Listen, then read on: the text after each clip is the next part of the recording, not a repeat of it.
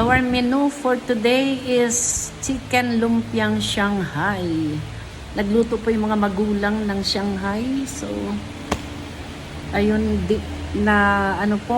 dinala na lang nila sa bahay kasi po ang isa po sa problema namin dito ay yung pong aming tangke ng tubig. So, ito po ay nasira na. Nagkabutas po baga yung malapit sa puwet, pinakang ilalim ng tangke. So, ayun po, hindi na gumagana.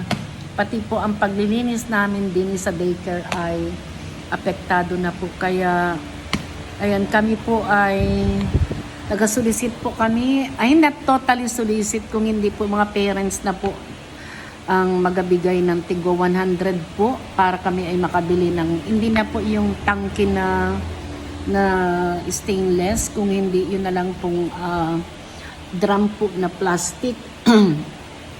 Maganda rin daw po yung drum na plastic. So, yun, pagka nakaipon po kami nung 100 na contribution, so ipagagawa na po namin yun. Kasi ang hirap po, kasi may mga bata, hindi rin po kami makapag-hand washing. Wala pong tubig. Ay, sus man. Ay, kahirap man nang walang tubig man din sa school, mga ka-neighbor. So, yun lang po ang update sa amin today dito sa daycare. So, nagsiuwi na po yung mga bata. At dala po nila yung kanilang pagkain. Sa bahay na daw po nila kakainin. Kasi, yun na nga po, mahirap ang tubig, mahirap maghugas ng mga kitchen utensils. God bless po.